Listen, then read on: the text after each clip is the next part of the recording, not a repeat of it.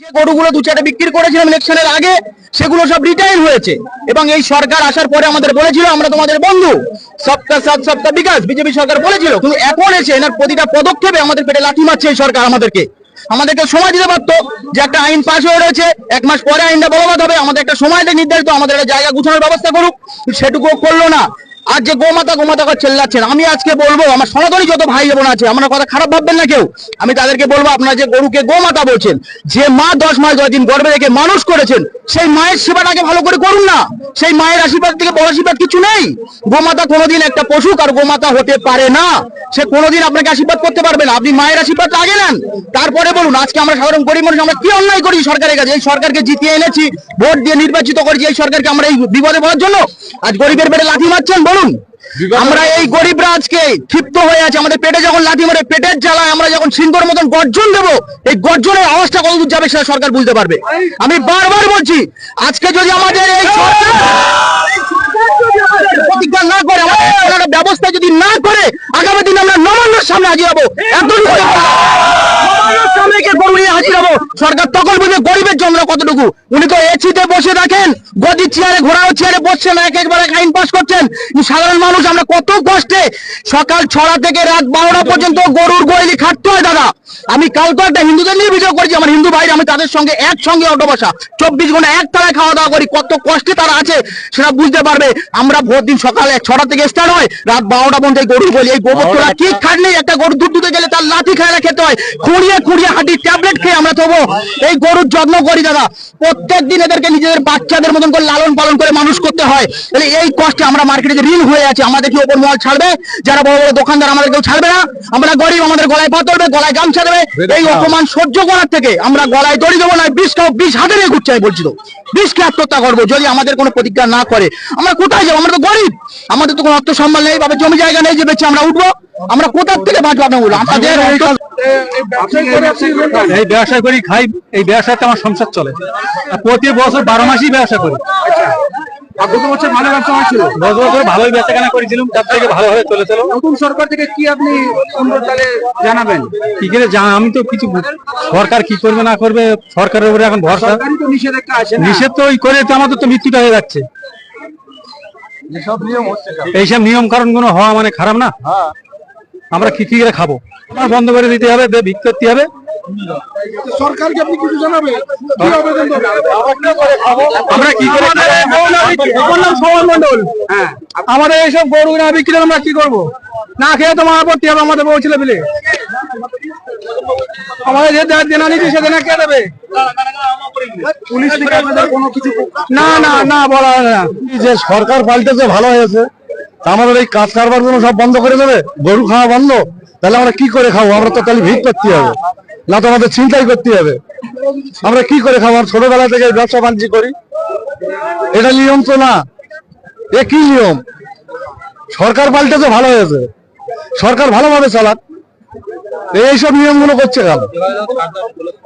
হ্যাঁ, এবারে আপনার কেন এবারটা ছাড় দেবে কেন? এটা 12 মাস ছাড় দিয়ে রাখতে হবে, 12 মাস ছাড় দিয়ে রাখতে হবে। এই নিয়মটা হবে কেন?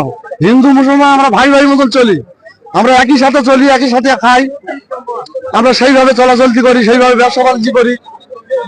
আমাদের এভাবে কেন নির্যাতন দিচ্ছে? কোনো সময় আমাদের বাপ দাদার পুরুষ 14 পুরুষ এরকম হয়নি কেউ।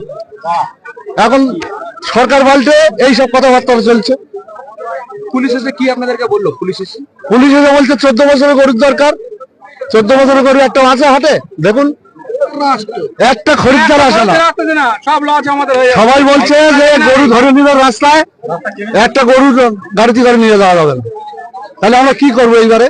কলকাতার পার্টি যদি একটা গরু বিক্রি হবে না কেন? এই নিয়মটা তো কলকাতার পার্টি যদি না আসে, একটা গরু শাকসবজি বাজার বিক্রি হবে না, তাহলে এই গরুগুলো কি হবে? কোথায় রাখবে আর কি করবে? এক একটা মানুষ ওই ব্যাংকে থেকে 40,000 50,000 করে লোন নিয়ে 5টা 6টা করে গরু পুষেছে, কারুর মেয়ে সায়না হয়েছে, কেউ বিয়ে দেবে, কিন্তু সেই গরু বিক্রি করে সে মেয়েটা তার বিয়ে দিতে হবে। দিন দাঁড়িয়ে তো হয়ে যাচ্ছে, কিন্তু সে গরু বিক্রি হচ্ছে না, সে মেয়ে সব বিয়ে দিতে পারতেছে না। প্রশাসন বলছে যে বেচাকেনা হবে না, বিজেপি সরকার এসে তো হিন্দুদের জন্য তো ভালো, তো তা ভালো কি করে হচ্ছে? আমরা তো এই করে খাই। আপনারা কি এই করে খান? হ্যাঁ, গরু ব্যবসা করে খান? আমার ধরো এই গরু না পুষে খেলে চলবে না।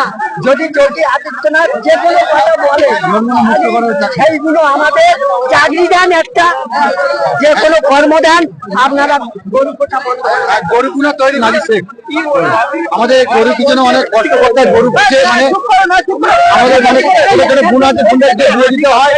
তবে আমরা আশা থাকি কুরবানি আসলে যে আমরা বিক্রি করে আমাদের গুণটা দিয়ে দেবো বা কিছু দেবো, কিন্তু এই গরুগুলো আমাদের ফোনে অধিকারী বিক্রি করতে বারণ করলো। এবার বিক্রি যদি আমরা না করি আমরা কোথায় যাবো? তাহলে আমাদের গরুগুলো যে কোনো ব্যাংকে থেকে লোনগুলো নিয়েছি, ওই লোনগুলো ওরা আমাদের শোধ করে দিক আর আমাদের যে কোনো সবার চাকরিটা দিক, আমরা এটাই চাই। আমার নাম ভূপাল ভাই, আমি 4 লাখ টাকা লোন নিয়ে 6টা গরু পুষেছি, কিন্তু 6টা গরু পুষে একটু বেচতে পারছি না। সরকারের কাছে করজোরে অনুরোধ, কারণ এবার কুরবানিটা ছাড়বে, আমাদের গরুগুলো বিক্রি হয়ে যায়, তারপরে যা সিদ্ধান্ত করবো আমরা মেনে নেব। ভালো বিজেপি পার্টি, ভালো বিজেপি পার্টির আমরা সমর্থন, বিজেপি পার্টি আমরা ভোট দিয়েছি, কিন্তু আমাদের এইগুলো আমাদের একটু লাইনটা পরিষ্কার করতে আমরা জানতাম না, যার লেগে আমরা গরু পুষতাম না। সরকার থেকে কি আপনি অনুরোধ করবেন? সরকারের কাছে আমার অনুরোধ, যাতে আমরা এই বছরটা আমরা পার করে দিতে পারি। আমার বছরের শেষে এটা 2-2.5 লাখ টাকা এইটা ভেঙে চুরে আমরা সারা বছর চলে, আমার চলে। প্রচুর টাকা লোন নিয়ে গেছে, যত ব্যবসাদার আছে আমরা ব্যবসাদার, আমরা গরু বাইরের বাঁকুড়ার লাইন থেকে আমরা সব গরু কিনতে যাই, আমাদের রাস্তায় গেলে এখন রাস্তার লোক কেড়ে নিচ্ছে, মারছে আমাদের, হিন্দুরা আমাদের মারছে রাস্তায়, বজরংবলী দল আমাদের মারছে, মেরে গাড়িতে গরু লাভে নিচ্ছে আমাদের। আমরা ব্যবসা টোটালি করতে পারছি না, আমরা খুব গরিব মানুষ। আমরা 5-6টা করে গরু আগে সবাই মিলে একটা গাড়ি দিয়ে, একটা গাড়িতে সবাই মিলে যাই, আমরা 8-10 জন, কেউ 4টে কিনলে, কেউ 3টে কিনলে, কেউ 2টে কিনলে, এইভাবে আমরা ব্যবসা করি। আমরা ওখান হাটে থেকে রসিদ চালান দিয়ে আমরা গরুটা আনার পরে আমাদের এখন বাবুরা লাভে যেতে দিচ্ছে না, ওখান থেকে রাস্তায় মাল পাবলিক লাভে নিচ্ছে হিন্দুরা। নাম হলো বাবু সোনা, আমি একজন গরু পালক। আমি আগাগোড়া দীর্ঘ আজ 20 বছর ধরে এই গরুর কারবারের সঙ্গে যুক্ত দাদা। আমি দুধের কারবার করি এবং ঠাট গরু কারবার আছে।